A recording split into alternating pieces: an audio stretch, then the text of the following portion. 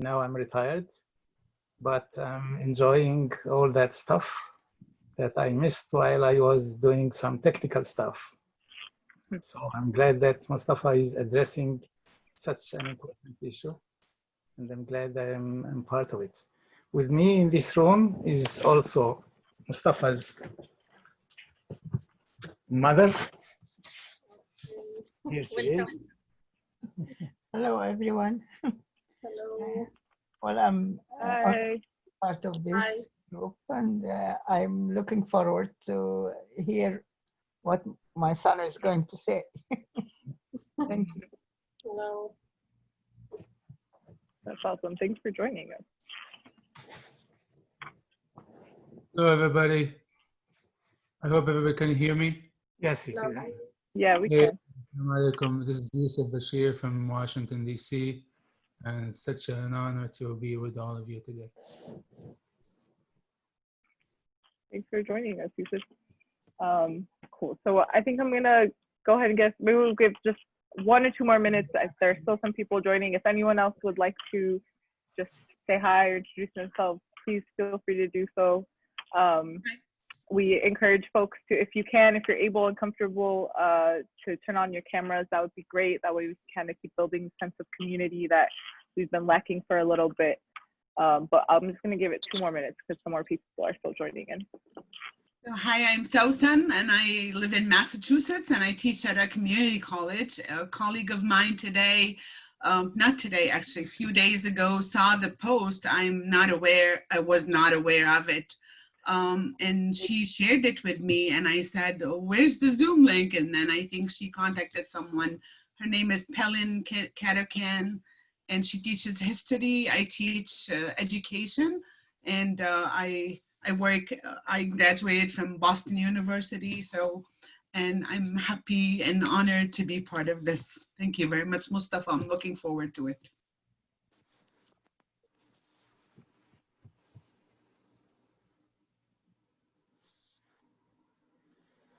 I'll say hi to everybody. My name is Yayun, and I'm based in New York.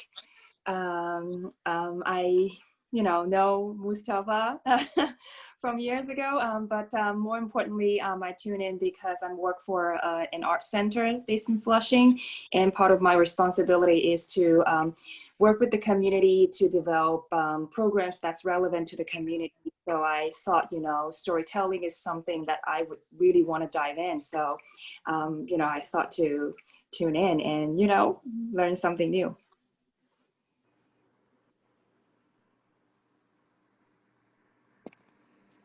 Okay, cool. Thank you, everyone, for introducing yourselves. I'm gonna get us started. I'm trying, so we always go live on Facebook for our Zoom events, but I'm having a little bit technical difficulties. So we're gonna try to get that fixed. But I do want to be respectful and mindful of everyone's time. So I'm just gonna get started with kind of just introducing the event and just the format for today. Sorry, give me a second.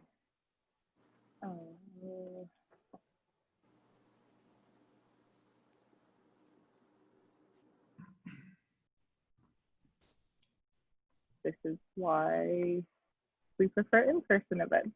Okay, we're gonna get that figured out. But I'm just gonna start with the format for today, and hopefully we can figure out getting live on Facebook so more people can join us.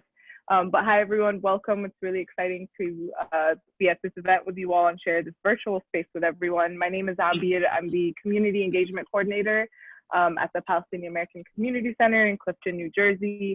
We're really excited to be having this conversation/event with Professor Mustafa Bayoumi today. I actually met Mustafa in my previous position where I was getting my master's done, and so it's really cool to continue sharing space with you, and I'm really excited for this. The format for today, the theme, as you all know, is to really talk about storytelling and the importance and possibilities of storytelling and identity, especially being part of the Arab community and with the Palestinian struggle always. And so what we're gonna do is I'm just gonna start us off. I have a couple of questions that I have prepared, and so we'll kind of just go back and forth, and then we will open it up for everyone else's questions. Feel free though at any point to put any questions in the chat. I'm going to keep an eye on the chat and I'll come back to it at the end during the open Q&A section. If you want to just leave comments or thoughts throughout the conversation, please feel free to use the chat to do so. It's always nice to be able to interact together. I do ask that everyone does stay muted until the Q&A part or until the end, just so we can kind of keep it moving smoothly. I'm also excited for the end of the event. We are combining two of our events together. So for folks who don't know, PAC also has a Falastin magazine, a magazine that's now digital too. It's called Falastin magazine, and we have the editor in chief with us today too, Reem, who's on the call. Just want to wave, say hi. And so we're also going to make this a part of our digital launch for the last 2020 edition of the magazine. So please stay tuned for that too. And we expect to be wrapping up and done by about 6:30, just so folks know the time. Cool. So with that, I'm going to go ahead and get us started. So again, thank you all for being here. Before I start, just because PAC has been doing a lot of this work and it does fit into representation and identity, I do want to remind folks that there are 9 days left to complete your census. So if you have not completed the census yet, or you know anyone in your family or relatives or friends who have not, we encourage you to please make sure you have done that and let other folks know that there's only 9 days left and it's not too late. And kind of talk to them about the importance of filling out the census and making sure that our communities are heard and count and are represented. And we can kind of maybe get into that too in this call and this conversation. PAC is also helping out with registering people to vote. So if you're in the area or have any questions or need help getting a voter registration form or know of anyone who does, please feel free to send them our way or get my email or contact information if you have any questions or need any help with that. We want to make sure that our communities are engaged in both local and global and national politics all the time. So with that, without any further ado, I'm going to officially introduce Mustafa Bayoumi and then ask you to informally introduce yourself or say hi as well. But we're really excited and honored to be hosting Moustafa Bayoumi, who's the author of the critically acclaimed How Does It Feel to Be a Problem? Being Young and Arab in America, which won an American Book Award and the Arab American Book Award for nonfiction. It's also been translated into Arabic by Arab scientific publishers. His latest book, This Muslim American Life, Dispatches from the War on Terror, was chosen as the best book of 2015 by the Progressive magazine and was also awarded the Arab American Book Award for nonfiction. And he's also an accomplished journalist. Bayoumi is also a columnist for The Guardian, and his writing has also appeared in the New York Times, New York Magazine, The Daily Beast, The Nation, CNN, and many, many other places. So it's really great to have you here for this conversation. I'm going to hand off to you to just introduce yourself or start us off, and then I will start us off with some questions. Well, thank you, Habir. It's really such an honor and a pleasure to be here, to see some old faces. Yeah, I haven't seen you in a long time. It's great to see you here, and to see all these new faces too. I'm really delighted by that, and it's really, especially during these times of isolation and the pandemic worries and all these anxieties, it's really great to be able to sit here and talk about these issues, which are, not just dear to my heart, but I think tremendously important for not just for people like me who in essence make a living off of this, but also really for everybody. For the fact is that storytelling is at the core of the human existence, and without storytelling, I don't think we would actually even be human. So maybe we can get into that level of it as well this evening. Yeah, well, that was a great way to start us off, actually, and the importance of this event, and we're really excited about it. I kind of wanted to just start off with some basic, like, your definitions, if you can share with us your definitions of what is storytelling, like what does storytelling mean to you, or in general, what are narratives, what is oral versus written narrative, and how does that tie into identity? Yeah, sure. Just a small question to start off, right? Yeah, just very small, yeah. I mean, the fact is that as long as there have been human beings, there have been stories, right? I think storytelling is an essential part of, as I was saying, of making us human. And not only that, but storytelling is something that's around everywhere. You always tell a story. Even when you don't think you're telling a story, you're telling a story. Like I tell this to sometimes to my colleagues or to my students. You know, even in research papers, for example, there's a story that's being told. There's a story, everything begins somewhere, everything has a middle, and maybe not everything has ended, but everything will end at some point. And if we don't understand the fact that everything is a story, we don't understand the power of the story.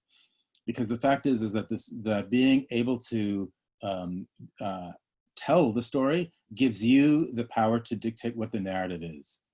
And people who are in power over the course of history have always understood that extremely key aspect to the social world, to human society.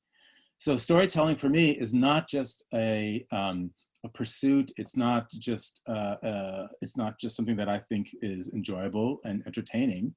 I think it's actually closely connected to the exercise of power at the most elemental level. You know, and I think I'm not the only one. I mean, I'm barely the only one who's ever said that. You know, if you ever read something by Jean-Paul Sartre, the French philosopher from the middle of the 20th century, I would recommend his book called What is Literature, for example.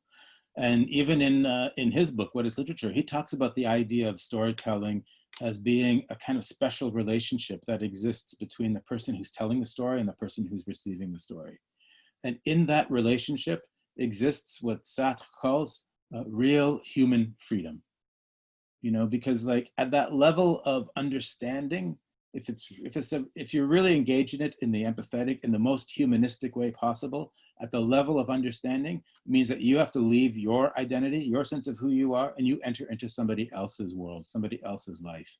And in that little trip that you take, traversing from who you are into somebody else, in that little trip, I think does lie real human freedom. But at the same time, too, frankly, you know, every story, at the same time that it has the potential for liberation, has the potential for oppression, frankly, because it also depends on the kind of story that's being told. Certainly, this is something that we don't have to tell groups who are oriented and organized around the Palestinian question. You know, the question around Palestine has always been one that's very much around the story. Whose history counts? How is it that the Palestinian history has so often been ignored and obliterated and distorted?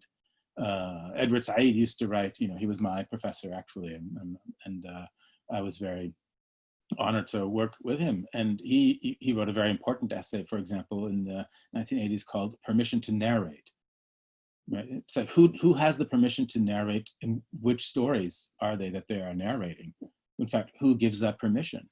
You know, the fact is that storytelling is deeply connected to the organs of power, and storytelling is deeply connected to resisting those very same organs of power. So I think that's really one of the key elements. And I'll just two more. I'm going off, but I'm going on and on. But let me continue with just two more points, and then move on to the next question. You know, one is, again, about how storytelling is so connected to really questions of power, would be to connect it to the census. Because you brought up the census, I wanted to bring up a story around the census. This is the US Census, which is, you know, I see that we have a somewhat international audience here, which is great. But in the United States, the census, the national census, is by law taken every 10 years. And it's supposed to determine exactly who is in the country. But if you look at the ways in which the questions of the census have changed over the years, then you see that in fact what the census is doing is also telling a story. It's telling a story in a snapshot of what the country is at any given moment. And whoever gets to determine what those questions are gets to determine what that national story is at this moment, right? So let me tell you a very short story about the 1840 census. This is actually nothing to do with Arab Americans and nothing to do with the question of Palestine. But it does have something to do with the United States, and it does have something to do with African Americans in the United States. In the 1840 census was, the 1840 census was really interesting and very controversial, right? And in the early days of the census, they asked very few questions. And in the 1840 census, they asked if you were white or black, if you were male or female, if you were free or unfree, right? But they also asked, one of the questions that they asked was also, I'm just pulling up my notes here, was, because I wrote on this before, so I'm just looking at my notes to make sure I get it absolutely correct. One of the questions they asked was how many people in each household were, and I'm not joking, this was the question, were insane and idiots, okay? And so they were then they tabulated that with whites and blacks respectively in the 1840 census, okay? And not only that, the census then purported to show that the rate of insanity among free blacks, especially those in the North, right, was much higher than among enslaved blacks in the South. The 1840 census said that 1 out of 144.5 people among the free black population in the North was insane versus 1 out of every 1,558 black person in the South. So there's a much higher level of insanity in the North than in the South. Even more unbelievable, the frequency of insanity declined with astonishing regularity the further south you went. So in Maine, for example, every 14th black person was supposedly listed as insane. In New Hampshire, it was every 28th person, 14, 28, you see what I'm saying? It was ridiculous. It was a fake tabulation, you see. But the conclusion was very clear that one was supposed to draw from these numbers. And the conclusion was that freedom drove black people insane. So even in those numbers, there was a story that was being told, just the same way that every census tells a story in its numbers. And in fact, abolitionists in the 1840s saw that this was all bunk. They saw that this must have been faked. A Boston physician examined some of the returns and discovered that black people were included in the count of some Massachusetts towns that didn't even have any black people at all.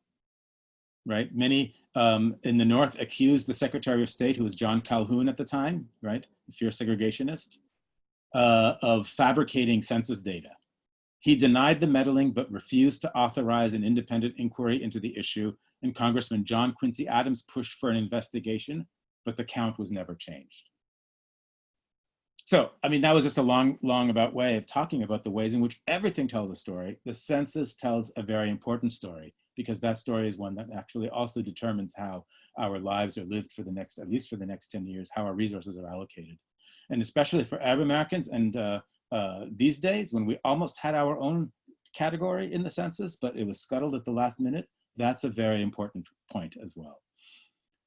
Now, when it comes to identity, these are all related questions to identity at the same time, right? Because what is identity? I mean, identity is the most fundamental aspect of who you think you are. But at the same time, identity is not only a matter of self-definition.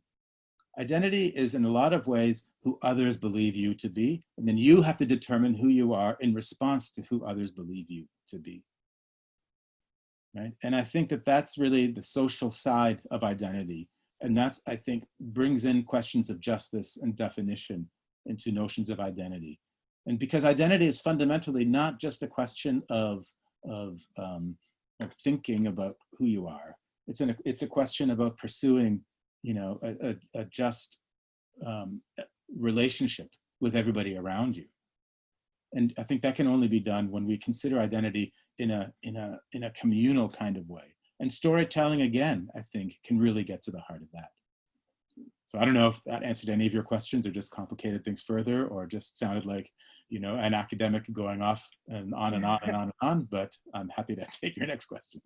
No, that was great. And thank you for sharing that story about the census, because like I said, we've been doing a lot of census work and making sure our community has filled it out. And there's definitely a bit of census burnout. So that was a nice way to remotivate and kind of a push for this last week of why it is important. We have had a lot of conversations about the fact that auto as a category under race is not there. And so we've been filling out the other and writing where we act, like the actual countries that people come from, as a way of kind of telling our own right narrative. Like, we're not going to be boxed under white the way that we are told we are supposed to. So that was, yeah, thank you for sharing that, because we've been talking about that a lot. I want to take us kind of into talking about like oral narratives and written narratives, and now that we've kind of defined storytelling and the importance of it, of just talking about what are all the different ways that people can be engaged in this, what are the different ways that we can share and tell stories, and kind of complicate that, because with personal experience with universities and academia, it's very much like, if it's not told in a textbook, then it's not, you know, you can't cite it, it's not acceptable. Whereas I learned a lot from my parents and from passing down oral history. So I'd like us to kind of have a conversation about all the different ways we can do that. Yeah, I mean, I think that one of the great things that's happening in academia, in history and anthropology, even in academic journalism, in you know, Columbia has an oral history institute, is this recognition that oral history is actually a really important part of human history, right? And trying to recenter history away from just the written narrative, and to, excuse me, acknowledge the relationship that orality also has to the story, the human story, the community story, the individual story. And I think it's really, you know, for me, it's been very important to consider the relationship of the oral history to the written history as well. I mean, for example, when I was thinking about how does it feel to be a problem, and when I was writing how does it feel to be a problem, I engaged in a lot of interviewing, for example, for that book. And some of it was very formal interviewing, where we would sit down and I would record and we would talk and like that kind of thing. A lot of it was somewhat more informal interviewing, where I would be out with people and just like listening to them and talking to them at the same time. And then surreptitiously, I mean, they knew what I was doing, but I would then sit around and take notes and whatever, right? To make sure that I got, and I would do that to make sure that I got all the details right, to make sure that I got the oral cadences right, to make sure that, you know, because a lot of storytelling is not just about the words, it's about the ways the words are laid out. It's about the ways in which people, not just what they say, but how they say something. And I think that written, that's something that written narratives can accomplish, but there's a difference between how the written narrative does it versus an oral narrative. There's a difference between, you know, even telling a story through music is different than telling a story through words. And it's not just, there are many different genres for it, right? I mean, you can do it in, you can even do it in what they call the plastic arts. You know, one of the most powerful pieces of art that I've seen is, I think, is a work by Muna Hatoum, you know, the Palestinian artist, Lebanese Palestinian artist. And she has this great piece. It's like, it's about the size of a very small little sandbox like this, right? And it's just sand in it. And there's a little motor below the sand and two combs on either side, like one piece of steel. One side of it is solid and the other one looks like a comb. Right? And it just twirls around the sand. And so what you see is the ridges of the sand turning into a ridge and then being erased, like constantly as it swirls around, right? And that tells the story of the Palestinian narrative so powerfully and so evocatively, and yet so simply, right? And it doesn't use a single word. It doesn't even use the oral tale. I think the way of thinking about a story should be very expansive. And I think when we do that, then we can really harness the power of the story as well. Yeah, thank you. And then kind of on that note, to make it a little personal, how did you get into this line of work and storytelling and the work that you do, and why is it important to you? Yeah, you know, I've always liked to write. Well, maybe my parents are on this call too, so maybe they could even answer that better than me. But I've always been interested, I think, in being able to write in different kinds of registers. That was always something that I wanted to do. So academic writing, after a while, can get very formulaic and can get a little bit stultifying, and it loses, I think, often it can lose its passionate connection to the world. And so for me, it's always been important to try to keep something alive in my writing if possible. And my way of doing that was always, I think, in some ways connecting to, you know, the world and that version between the world and the text. In fact, you know, Edward Said really is my intellectual mentor in many ways. And he has a book very early on called The World, the Text, and the Critic, right? And he has the same notion, is that the world should be connected in the kind of work you're doing. If your work is absent from what's happening directly in the world, then there's something ineffective about what you're doing. And so I think for me, that was always an imperative. And, you know, I think I'm always really interested in being able to see if I can feel the world in the work that I'm doing. So that's always been something that has drawn me into continuing. But yeah, I don't know. I mean, I think that I just think it's my own passion. I don't know if I think I'm not unique in that. I think being able to connect with others is, again, it makes the work move beyond some kind of intellectual exercise and brings it into the world of not just human community, but really the search for a larger human community for all of us, which ultimately is the search for justice at the same time. Yeah, thank you for that. I'd love to hear from your parents if they wanted to add anything about for this question, or maybe a sort at any point, please. But nothing embarrassing, okay? Come on. Yeah, I wanted to kind of going off of like what we are passionate about and things that are important. I want to go back to representation, right? And like, how does this and encouraging our communities and people to engage in storytelling and defining our narratives. And you started talking about, you know, especially when we're talking about Palestine and the struggle for the liberation of Palestine, it's like you said, it has always been a whose story is right? That's been a foundational part of it. So how does this lead to representation, and why is representation important? Yeah, I mean, if you even just look at the word representation, right? The word present is in representation. Representation is a way of making what was present again, right? That's all representation is. It's a way of representing that which is here. And I think that if you think about the question of Palestine, that is the fundamental question. Palestinians are here, you know, let's make sure that they are also represented. They are represented, right? And so it's no mistake that I think that someone like Edward Said was a literary scholar at the same time that he was also a fierce advocate for Palestine and really for justice as well, right? Just like say Mahmoud Darwish, you know, the great Palestinian poet. One of the amazing things about Mahmoud Darwish too is the fact of his own history.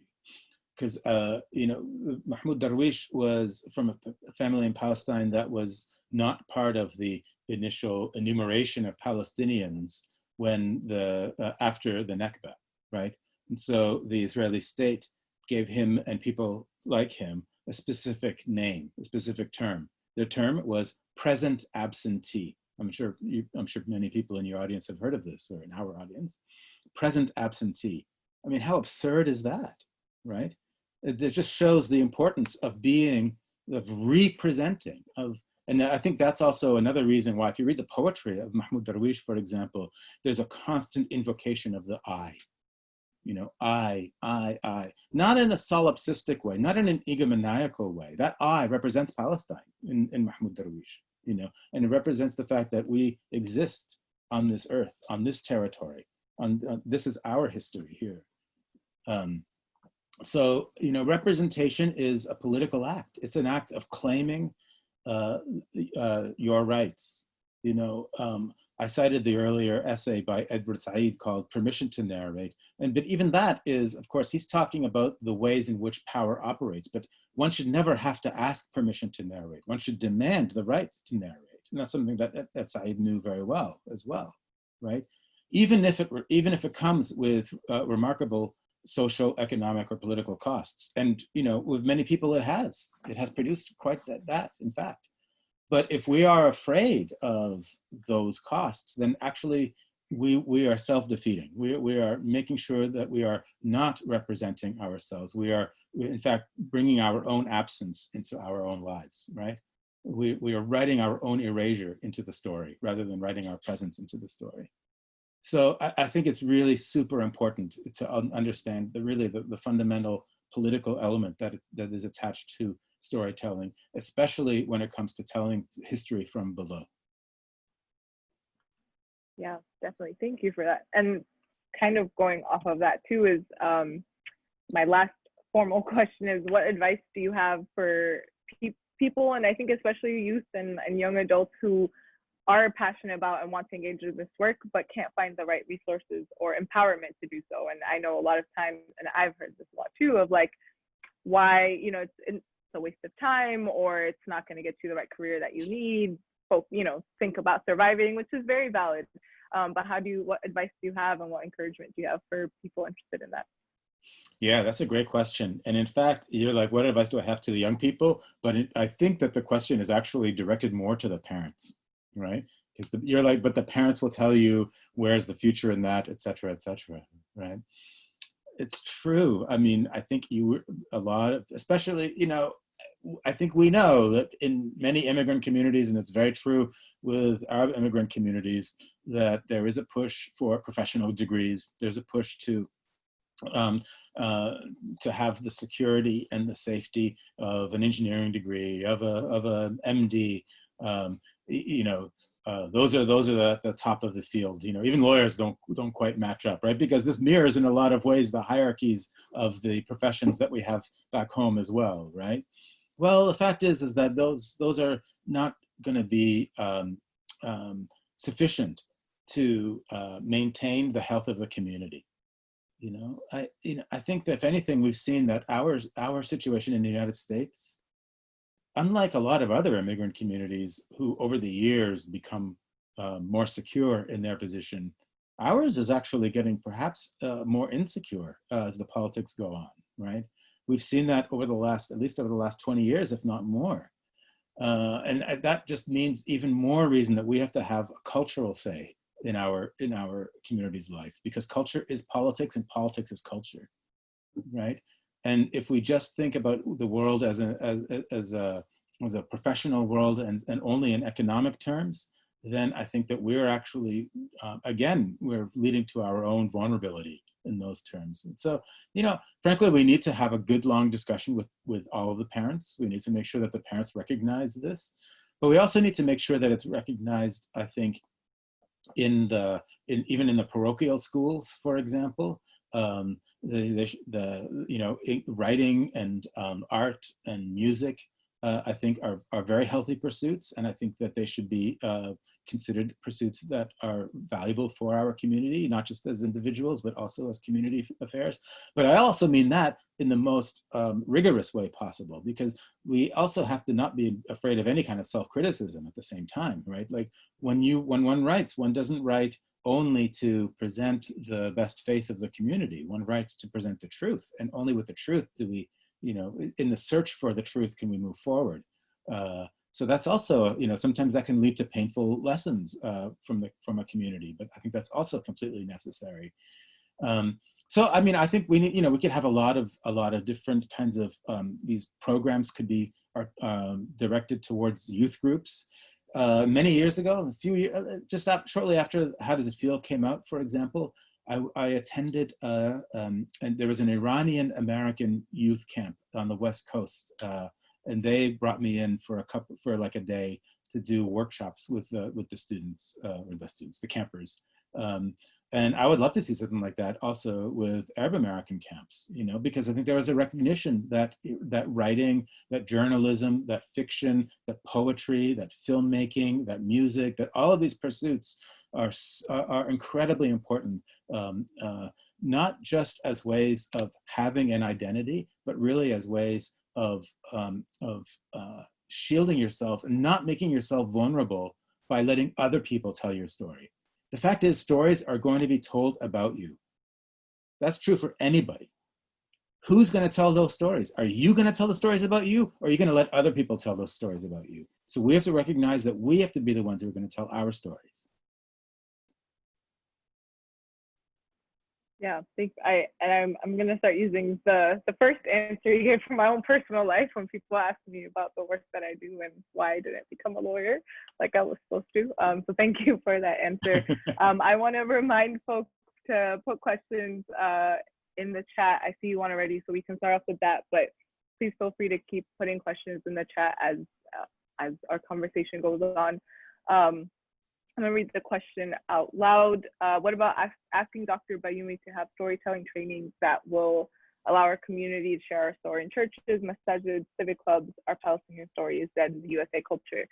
Yeah, I mean, I think a storytelling training workshop, I was thinking about that when you said that too, maybe bringing that to PAC, working with Zim, who, and literary activism is a big part of PAC's work, and that is why we have the Falastin magazine, or something that we've been doing, I think for a couple years now, to make sure that everything that you said, our story and representation, and the youth engaging and being passionate about this struggle for the liberation of Palestine is always ongoing.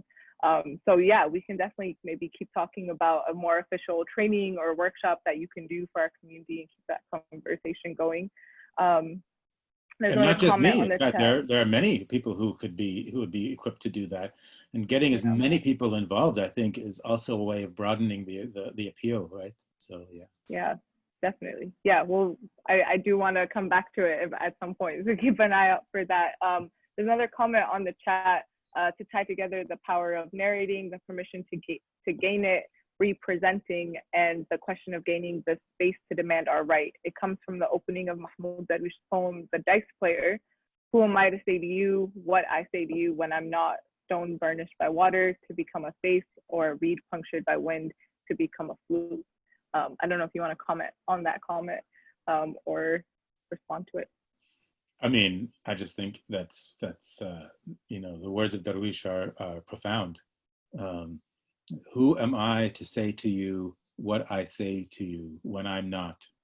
Stone burnished by water to become a face, or a reed punctured by wind to become a flute.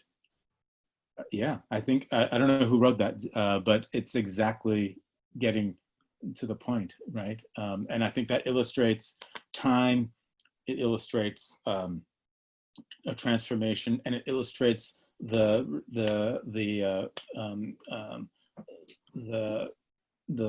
sumud, right? To stay strong that we find in Darwish's poem as well.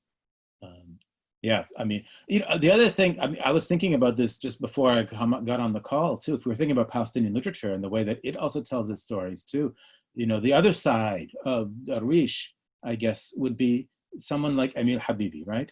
Because and we have Darwish's eye to the ironies of Emil Habibi, because when you're excluded from the narrative, you have to come into the narrative in sly, mischievous ways somehow.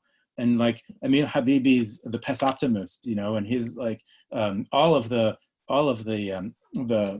humor, the absurd humor of Emil Habibi is like just one of the most profound expressions, I think, of the Palestinian condition at the same time.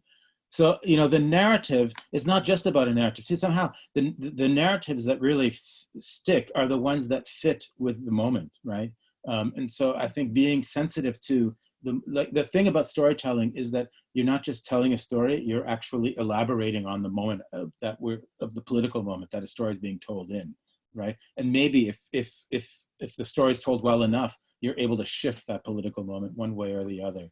I think it's really interesting to think about, you know, people like Mahmoud Darwish and Emil Habibi together as being two sides of the Palestinian narrative told in different ways.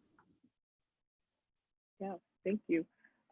We have a question on postmodernism, I think. I'm going to read it out loud for everyone. If postmodernism as a theory claims that everything has been said by English literature and there is no originality left except the theme of metafiction, do you think this is applicable for Arab and Arab American literature? How can you assess the Arab and Arab American literature in relation to representation? What are the themes waiting to be told and why? That is a graduate student's question. That is definitely a PhD student question. I mean, I think that that there's a lot of, Yeah, I'm going to, again, return to Saeed a little bit for this, for the answer to this question too. You know, Saeed is somebody who was in some ways very dependent on the idea of postmodernism, because in fact, he was one of the people who really brought a lot of European theory, French theory in particular, to American academia to talk about questions of power, and questions of representation. And those are in many ways fundamental questions to postmodernism. But at the same time, he also became impatient with postmodernism, and especially in the latter half of his career, because he felt that the anti-humanism of the postmodern condition was too self-defeating. And he was very interested instead in always responding to the world with a humanistic response. So one of his final books, for example, is called Humanism and Democratic Criticism. And you know, I think that there's something to be said about that in terms of the question too, because I think if you look at postmodern literature in the United States, what you see is, yes, you see a lot of metafiction. You see a lot of, you might even see, you know, now these days that has in fact turned into a lot of emphasis on autofiction. There's even, you know, we've moved on to autofiction as well. But within communities of color, within oppressed communities, I feel like there's a different way that they look at postmodernism. Rather than turning the story just back onto the story, it turns the story back onto the politics of the story in a much more profound way. And so the kinds of questions that you get around the autofiction or metafiction within people of color telling the story is much more sly and more subversive. Like Paul Beatty's book, The Sellout, for example, is a tremendously powerful story about an African-American man who takes a slave. It's so metafictional on so many levels, but it is grounded in a politics of liberation and irony that is unseen by a lot of the contemporary postmodern writing, I think, that we see. And so I think that we can do the same thing when it comes to Arab American literature. What we need to do is not just think of what are the parameters of postmodernism, but what are the parameters of the politics of the moment, and what kind of liberation do they demand? What kind of liberation do we demand? And how can fiction and storytelling serve those needs? Yeah, thank you for that, because that was a big question and that actually helped break it down. I see two more questions on this chat.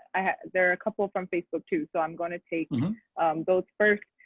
Someone first is praising you and thanking us for hosting you, so I want to share that. But their question is, what recommendations or guidance do you have for young Arab and Muslim writers trying to have their stories and voices heard? Where do they go? Any mentors, any organizations? Yeah, that's a great question. And I think that's something where institutionally, we could do a lot of work in, right? As a national community, really. I mean, it should start off probably locally, but it can certainly grow into even national networks. I wonder if other organizations, not just PAC, would be interested in doing something like that, you know, like, but yeah, I think, you know, for example, like I haven't been to an ADC convention in many years, but even in ADC, I wonder how much this is part of an ADC priority, as an example, right? But, you know, I know as another example, there was an organization that was begun here in New York City called the Muslim Writers Collective. It's not Arab identified, but Muslim identified. Perhaps people have heard of it before. I don't know if people have. It was actually started by a former student of mine, and I believe his sister. And they thought that there was also not enough opportunity for young writers to present their work. So they just started organizing it off the fly, and they were amazed by how much work they got, how much response they got. And now it's become, they travel around the country organizing these events, right? And the events have sprung up around the country. That to me really shows the hunger for this kind of work and the need for it. I think that there's a lot of great stories that still have to be told. Amazing storytelling that still has to be heard. And I'm sure that, you know, if we can just get it at the organizational level, that'll really help. And then at the same time too, we do have an opportunity now with publishing, in that with the web, it becomes more available than on some level, it becomes more available than it has in the past. There are still fantastic organizations that do really, really important work, especially for the Arab American community. And so I would direct your audience and the person asking the question to a group such as MISNA. I don't know if people are familiar with MISNA. It's also an Arab arts magazine, primarily literary poetry and some art in the magazine too. They're based in Minneapolis and St. Paul. And they've been around for 20 years, I think more than 20 years. They do incredibly important work. And they're a real location for that. And I also think this is the kind of place where student groups in different universities can also they can create their own arts journals. If you go back and you look at like the Black Arts Movement, for example, a lot of that started off as like student groups like creating their own student arts journals too. Like we can do the same, and I think we should be doing the same. Yeah, definitely. And this is where once we go into our magazine launch, maybe if you want to chime in or add anything to that, we're going to talk about how we can expand and help expand. I'd love to start a conversation about that.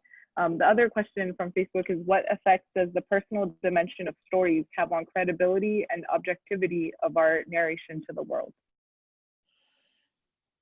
None. My short answer is none.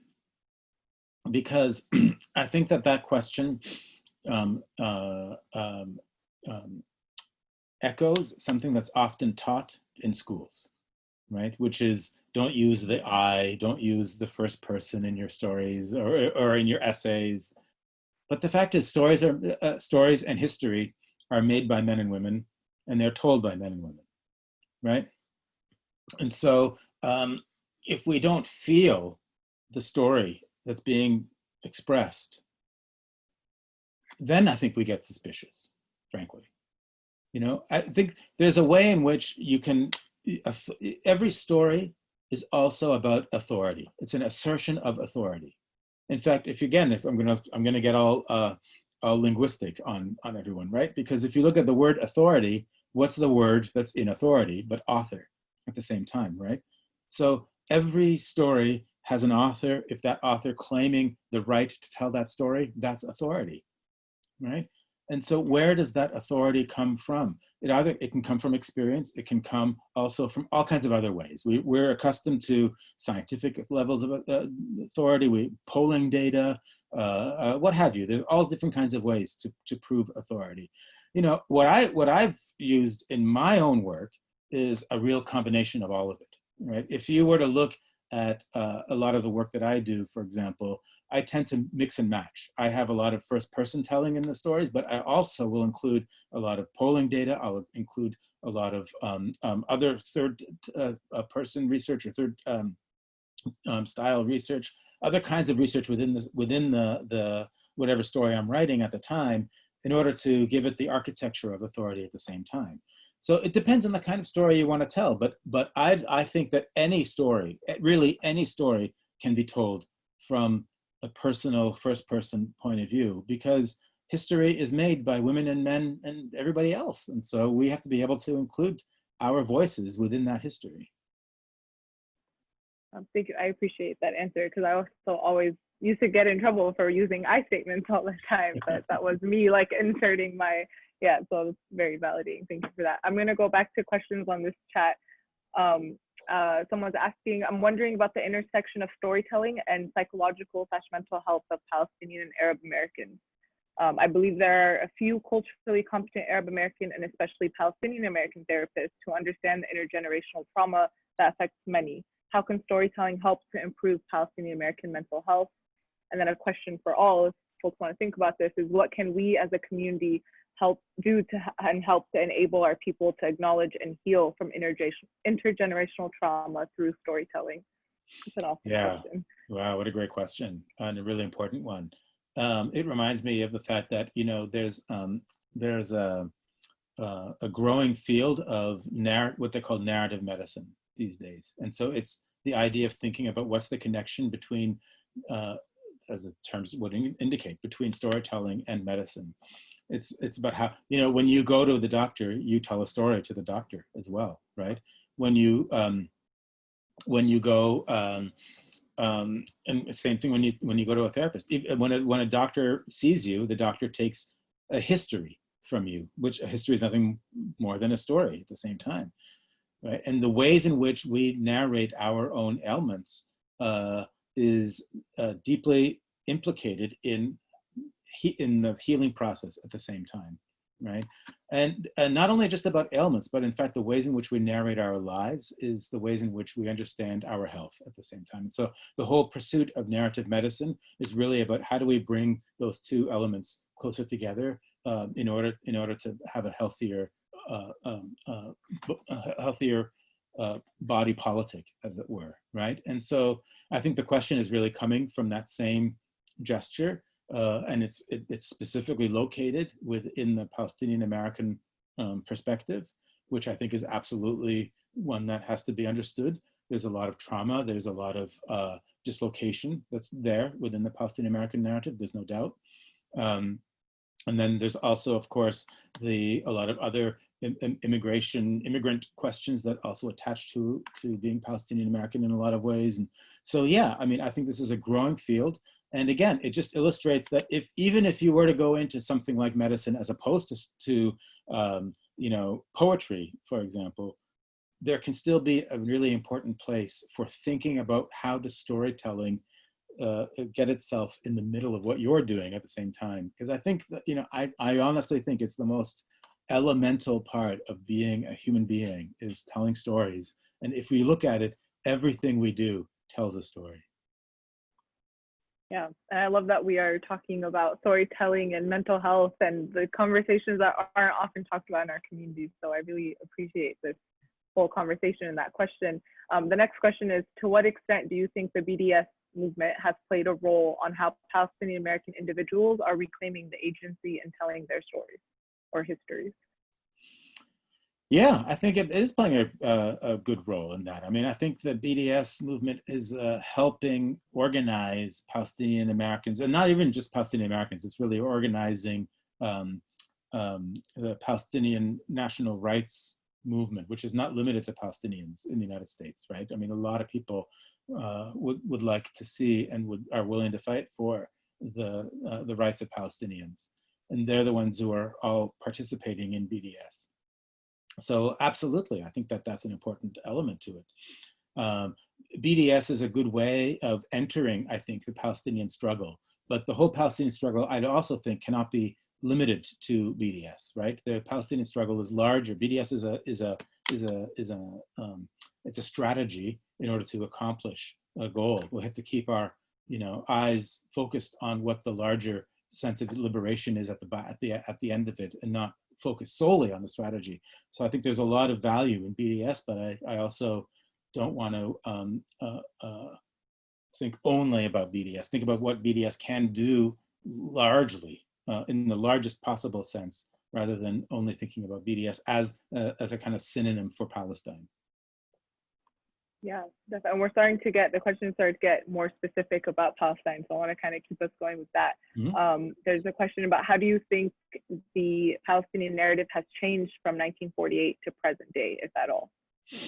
I think it's changed a great deal. I mean, it depends also on who you're talking to, and like, are you talking about the Palestinian narrative that's told by Palestinians, or are you talking about the Palestinian narrative that's received in the United States, or the one that's received in Europe, or the one that's told in other parts of the world? You know, like again, the stories are complex, and there's always a teller and a listener to a story. So I'm not sure by the phrasing of that question where that falls. But if you were to talk about it from the United States point of view, I mean, as the story is told in the United States, I think it's changed enormously. I mean, in 1948, the story of Palestine, if you look at the historical record within the U.S., it was largely told as a kind of, you know, second-tier refugee story that's happening far away, you know, and it was often, you know, not even connected to the story of Israel, because the story of Palestine didn't exist in the same sphere as the story of Israel per se, because the Israeli story was seen as the you know, the triumphant story, And Palestinians were in essence Arabs at that time, who were like Bedouin, who were far away from like, you know, any real sense of nationality and agency and purpose and community and all of these sorts of things, right? Well, that certainly changes particularly after 67. And if you look at the history of Dr. Edward Said, for example, he will say that he himself actually never even really talked about or thought about Palestine until after the 67 war.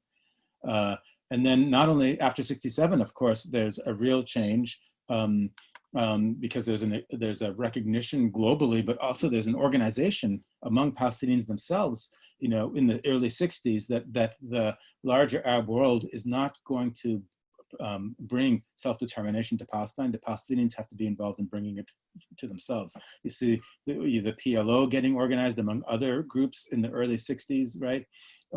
You see, and that is the legacy that we see coming out of the 60s into the 70s and into the 80s. And then, you know, with the first Intifada, you get a complete change in the narrative in the United States, because for the first time in the United States anyways, you actually start to see Palestinians seen as the downtrodden against the powerful state, right? And so you get you know, what do you call that again when you have the slingshot, right? You remember the slingshots in the first Intifada were a big deal because you had these rocks against rifles. Basically, it was seen as a peaceful movement that was functioning against this omnipresent Israeli state. So there was a shift in how the discourse happened then. You know, and of course, I'm simplifying because I'm talking about large amounts of history over a small amount of time, but we've seen it contract and expand over the years. But in general, the recognition is that, or the tendency, I should say, is more and more recognition for the Palestinian narrative. And I think that that's unquestionably because the Palestinians are demanding the fact that their narrative be told, and they are the ones who are also doing the telling of it. Yeah, and I want to read some comments from Reverend Fahid Abak. I want to read some of the comments, the important comments he's left in the chat. Imagine how our Palestinian story is dead in the USA. Most people think we are only 10 to 15%. And when I spoke to a Presbyterian church in Atlanta and said that today, from the Jordan River to the sea, we are 50% of the population, that was the first time that they heard that. So I think that fits perfectly into everything we've been talking about. Reverend also left his email. I can send it to you privately because it probably got left in the chat to connect you both. I think he wanted to do that. I will do that. I also want to highlight a comment too that's really important, and thank you for bringing up indigenous communities in the United States. People also think that there are hardly any Native Americans left in the United States. Settler colonial states don't really wish to educate people about their indigenous populations. And I think that's exactly the point of this conversation, what we've been talking about. I'm keeping an eye on the time, so I'm going to take one more question that was sent in the chat, and then I want to hand it over to Naeem for the launch of the magazine. Kind of a long question, but as a Western-raised Palestinian, and as I'm referred to in the U.S., quote, white passing, my identity is constantly put into question by others. Ironically, the most aggressive reactions to the determination of my identity as Palestinian tend to come from white men I would have otherwise considered close friends. I became a storyteller driven by the injustices our people face and to counter the distorted Western narrative. With permission to narrate in mind, what viewpoints, what stories are those of us who grew up outside of Palestine permitted to tell, and what claim do we have to Palestinian as an identity? I've only ever identified as Palestinian, yet I struggle to find the viewpoint that I'm able to justly claim in the face of these accusations that, quote, I'm not Palestinian, which is a great question and struggle of the diaspora kids. So it's, yeah. Yeah, you know, the diaspora Palestinian identity is as Palestinian as every other Palestinian identity. That's part of the struggle, you know. It was amazing to watch. I remember when Edward Said, one more time just to mention him, he wrote a memoir called Out of Place, right? Amazing book. The fact is that Edward Said grew up in West Jerusalem, but he also spent a good deal of his educational time as a young boy in Egypt, right? And so he had both Egyptian background, but he was 100% a Palestinian who also, he has a long historical trajectory to Palestine. And then, Edward Said also had a lot of detractors because, as I say, as anybody will say, like, to talk about the question of Palestine means to invite the detractors into your orbit, right? That, oh, here come the haters. And as soon as Edda Place showed up, the detractors came out with their knives drawn, right? To say, well, see, there's just more proof that Said is not Palestinian, they said, right? And I remember, because this is, he passed away in 2003, but I remember very clearly what that time was like for him, and he was furious with these people. He wanted to actually sue them for slander, for libel, as if he's not a Palestinian, because it doesn't matter. What matters is geography is not what determines Palestinianness. Palestinianness determines Palestinianness. And if that seems like it's a circular argument, I don't care. People who are Palestinian know what that means, right? And so part of the diaspora is part of the Palestinian experience more than anything else, perhaps more than anything, or as much as anything else, I should say. And it is true for so many of groups throughout history. And of course, it's certainly true for the Jewish experience, that the diaspora is also definitive as part of the identity of being Jewish, right? And it's certainly true for Palestinianness as well. So I completely understand and sympathize with the question. I think it's a really, really sensitive and profound question. And I think it really gets also at the heart of, all of the complications of Palestine. It's like, and even within the Arab world, Palestinianness is so complicated. Like within the 48 areas, within the West Bank, within the Gaza Strip, within Jordan, within Lebanon, within Syria, within Egypt, within Iraq, all of these places, it's different in each one of those places, right? Within Kuwait, it's different everywhere you go. But that doesn't make it any less Palestinian. Just like if you're in the United States, you're still Palestinian. Yeah, thank you for that. It's really important. There's one more question I want to get to just because I don't want to leave anyone out, but maybe we can answer it really briefly. Do you think, would it be trite for someone to write yet another novel about the Nakba, or do you feel that story isn't told enough, the fact that Palestinians were thriving even under British mandate? Are you kidding? We need all the stories that we can get about the Nakba. Like, we need them, yes.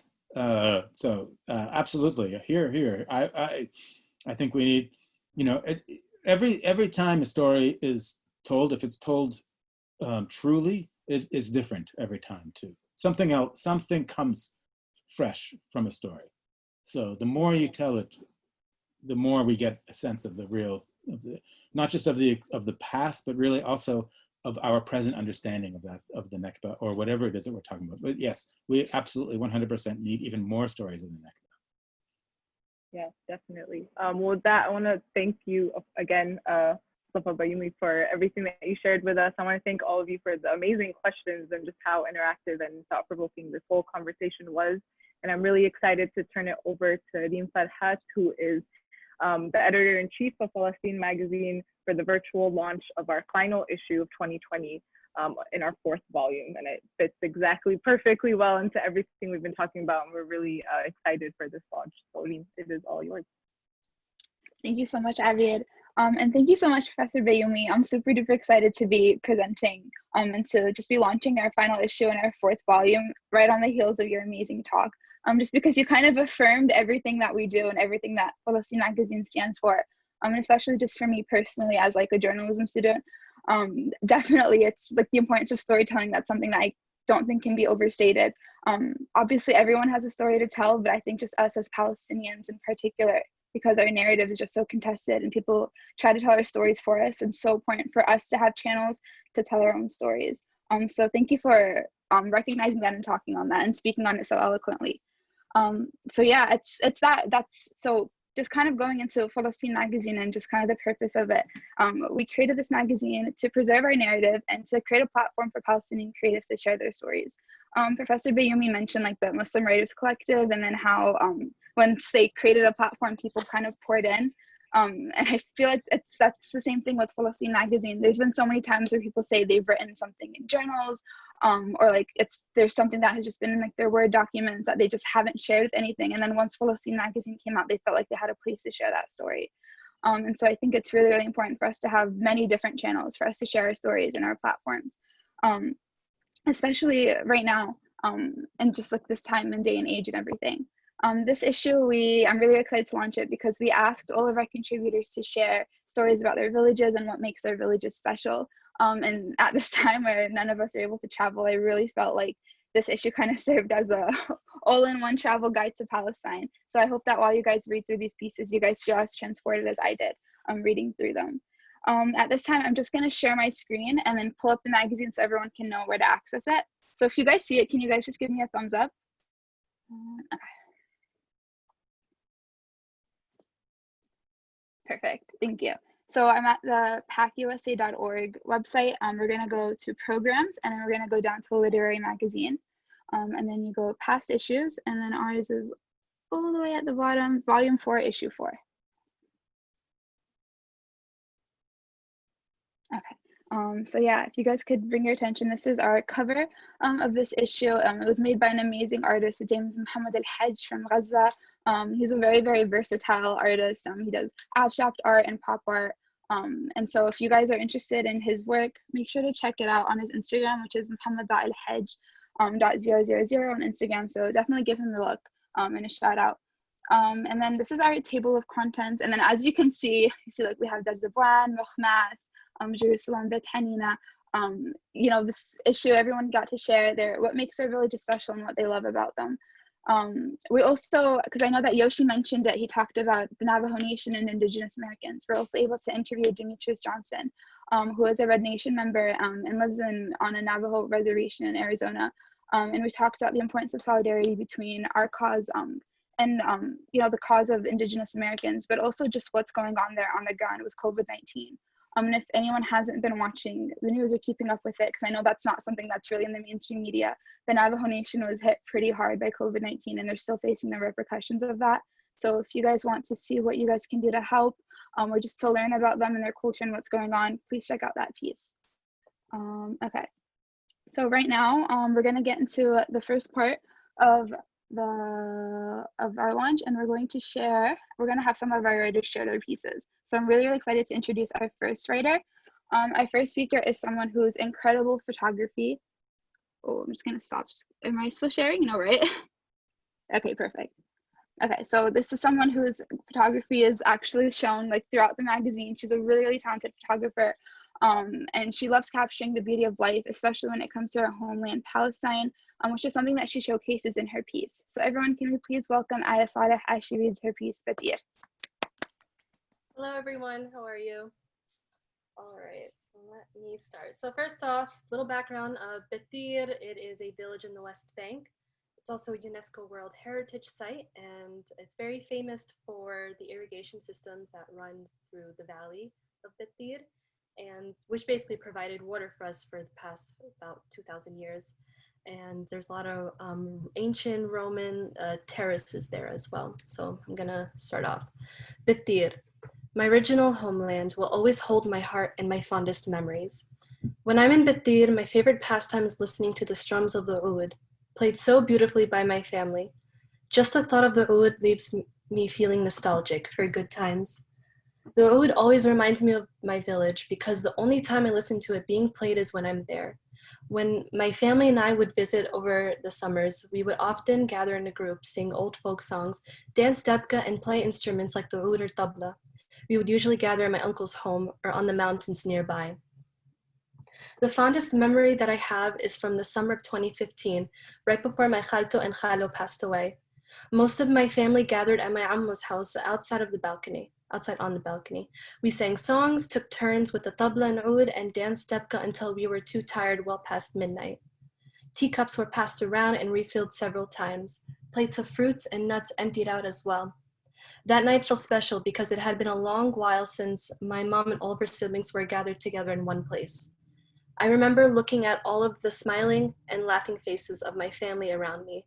I was happy to be with all of them at that moment, and I'll cherish that time for years to come. If you asked me what my favorite place in the world is, I would answer with Khirbit, also known as the Gharbi. It is the place to be when you're in Bittir. You can go any time of day, have picnics or hike in the area because it's basically a mountain.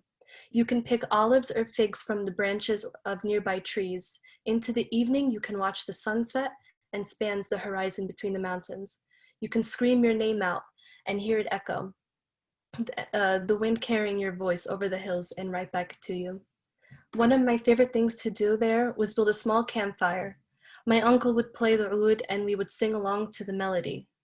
Finally, we would lie down on the rocks and count the shooting stars passing over us in the vast night sky. I feel grateful and blessed to have so many beautiful memories of home to cherish, and I look forward to the next time I can go back and make more lovely memories to hold on to. Thank you. Thank you so much, Aya, for that beautiful, beautiful piece. As someone who's visited Bittir before I visited on the Homeland trip in 2017, you really, really captured the beauty of your village. So thank you. Thank you. Next, I'd like to introduce our next speaker. She's a fiction editor of Falastin magazine. She is an insanely talented artist and writer and one of my closest friends. I'm here to read her piece titled Mukhmas. Let's all welcome Marah Siam. Hello, everyone. I'm going to read a small excerpt from my little prose piece called Mukhmas because I'm Mukhmasi. So here it is. Every small shop in Mukhmas is named after the owner. I used to beg my grandma for shekels to buy pop rocks and ice cream. Scaring people walking by, keeping cool with ice cream was an everyday activity until I got too old and began embarrassing my parents. Most of my scars on my body have been from climbing mountains, riding skateboards, down steep Mukhmasi hills, running away from wild dogs, and jumping fences in Mukhmas. I love these scars. They connect me most to the land through both the physical scars and the memories they hold. My appendicitis scar isn't as cool or important. My grandma and grandpa on both sides, and now my uncle are buried in Mukhmas. It's very important to my father to keep that cemetery clean and quiet, even while we are here in America. He keeps tabs on the graves as if keeping the line of communication to them while he's away overseas working to bring them something. I always fall asleep during the drive from Jericho to Mukhmas, and yet I have the road memorized. I wake up right before we make the last turn in Mukhmas. Those last few seconds before driving up the hill to my house are satisfying, to say the least. Especially after the 24-hour journey from Jersey to Mukhmas to eat some figs and see some people before going back. Thank you, everyone. Thank you so much, Marah. That was amazing. Right now, I'm going to introduce our next speaker. Yusuf Ishid is from the Gaza Strip. He's still suffering the effects of a near catastrophic injury at the hands of an Israeli soldier. He made his way to the United States, where he earned a bachelor's in international affairs from Northeastern University and has a master's in coexistence and conflict from Brandeis University. Yusuf has worked on Capitol Hill and served as a member of the general delegation of the PLO to the United States. He's an accomplished author, a vigorous peace advocate, and a much sought-after public speaker. Here to read his piece about a city that is near and dear to all of us, everyone please welcome Yusuf Ishid to read Why I Love Jerusalem. Hello, everyone. It's such an honor. And thank you also to Mustafa. I really learned a lot listening to you. I'm not from Jerusalem.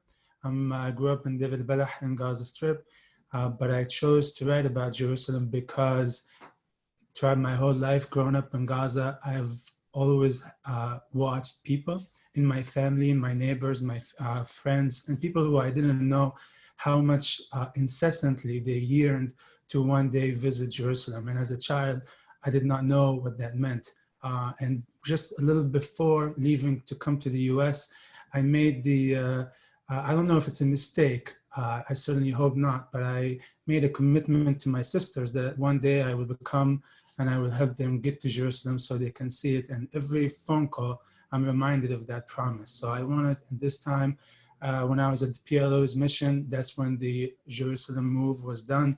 And I thought, I can't write of any other city but Jerusalem because of what it means to me as a person, as a Palestinian. Why I love Jerusalem? Once we got to Jerusalem, I'm talking about a trip that I took with my mom and my grandmother. And I was one of the lucky ones in Gaza to do that. Once we got to Jerusalem, it was as though we had been transported back in time. We forgot about all that had transpired over the centuries and all the blood that had been shed. Once within the side of the Dome of the Rock, we began our peaceful march toward its glorious presence. Our breathing slowed, our anxieties ceased, and our prayers began. All the dreadful checkpoints were forgotten, all the soldiers, all the curfews, the destruction, the racism, the exile, and all the restrictions imposed on all Palestinians. I thought I would hear my mother and grandmother plead with God to free us from the Israelis and to make them pay for the pain they have inflicted on our people. Instead, my mother and my grandmother sobbed. They sobbed incessantly. My mother prayed that the city would be open to all and that she would be free to come as often as she might wish. She prayed for forgiveness, for peace, and for good works. Her prayers made a lasting impression on me. I followed my mother down to the rock that had carried the prophet to heaven. Suddenly awed by all the parents, by all my parents had been trying to teach me. I touched the rock with both hands. I watched men and women around me cry, and I cried too. I prayed for what I do not now remember, but I knew I had to pray if I were to be worthy of another visit to the city. As we walked, my mother kept celebrating that we were treading on paths once blessed by the presence of Solomon, Jesus, and Muhammad. I would not get to see Jerusalem again for a number of years. When I was on my way to Ramallah in 2006 to become a student at the Quaker Friends School, at the time, I still needed to be close to Tel Shemer Hospital in Tel Aviv, where I had spent many months recovering after being shot in the back by one of the Israeli soldiers occupying my family home during the Second Intifada. That date, February 18, 2004, 1 week after my 15th birthday. The M16 bullet is still in my back. Although I did not get to enter the city in 2006, I did get to satisfy my eyes with the sight of the golden and glorious dome. I looked and looked and looked until the kind fellow giving me a ride simply could not wait anymore. As we drove away, I turned so I could keep looking until the golden image vanished out of sight. Thank you everyone for listening. Thank you so much, Yusuf, for sharing your story with us. I really, really hope that you're able to keep that promise to your sisters and take them to Jerusalem, and inshallah we can all unite there in a freed Palestine. Thank you very much. Thank you. Lastly, I'd like to welcome someone who I admire and respect really greatly. And she's writing about a place that's very close to my heart because it's somewhere that I spent most of my summers. Hanam Saddam is an adjunct professor teaching political science and law at Montclair State University. Throughout her career, she's worked at various nonprofit and international organizations, including the Center for Human Rights and Global Justice at NYU's School of Law and Leaders Organization in Palestine. She holds a master's degree in international law and human rights from Seton Hall University School of Diplomacy and International Relations, and a bachelor's in political science and public administration from Birzeit University. Here to read her piece, Embracing My Debwani Identity, please welcome Hanam Saddam. Thank you, Reem. And I apologize for my scratchy voice. I sort of lost my voice this weekend, ironically speaking.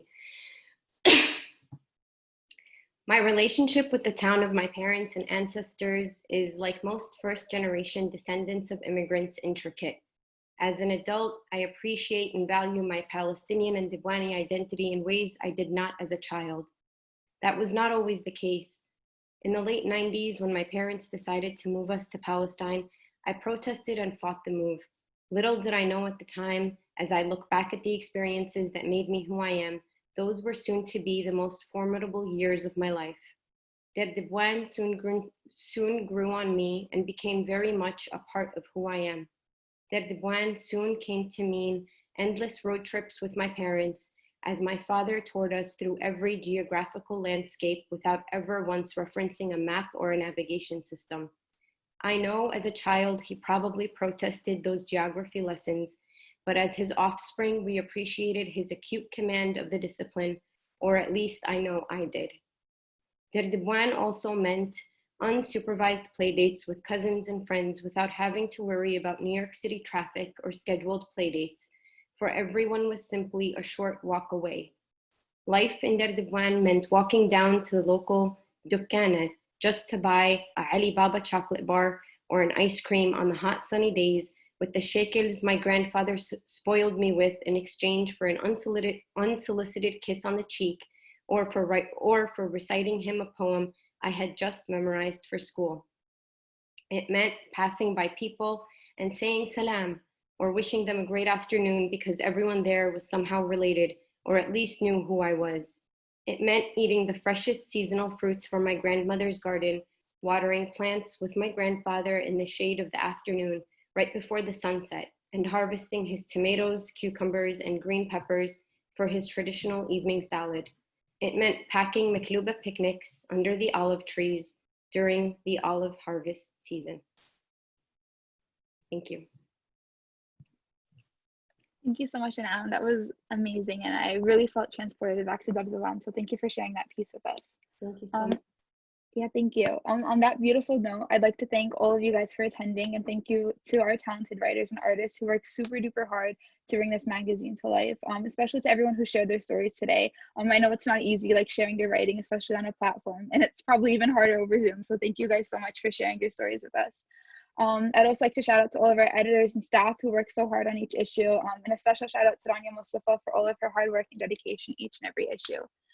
If you guys enjoyed what you guys read, first of all, make sure to share this, share our magazine on our social medias, and those group chats that you have with your friends, with your uncles and aunts and cousins. And also make sure that you contribute to our next issue. Our upcoming issue will be released in November, and the theme is connections. And that's just whatever that means to you. So if there's a specific person that connects you to Palestine, whether it's a grandparent or a parent, something that you do like tatriz or dabka or storytelling, make sure to share that with us. Let us know what that means to you. Our deadline is October 7th, but if that doesn't work for you, please just email me and we can definitely talk and work something out. We ask that each piece be between 600 and 1,100 words.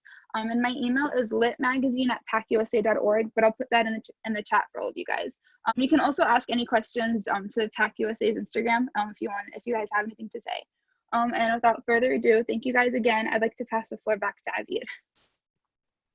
Yeah, thank you, Reem, and thank you for everyone who shared and everyone's hard work on Falastin magazine. And I mean, I can't think of a better way to have ended this conversation and added to our conversation. Thank you again, Professor Bayoumi, for hosting this space with us and giving us the motivation and just kind of that validation that we need definitely to keep going to do the work that we do. And thank you all for joining and for engaging in the conversation and the amazing questions that were asked. Please feel free to go on PAC's website and look at all the other events and programs we have coming up. We are still doing a lot of virtual conversations like this, some very safe and small in-person events for Dupke and things that can't be done over Zoom. So feel free to check out our website for all that we have coming up, and we hope to see you at all of our other events. And thank you all and have a good night. Bye, everyone. Thank you. Thank you so much. Thank you. Thank you.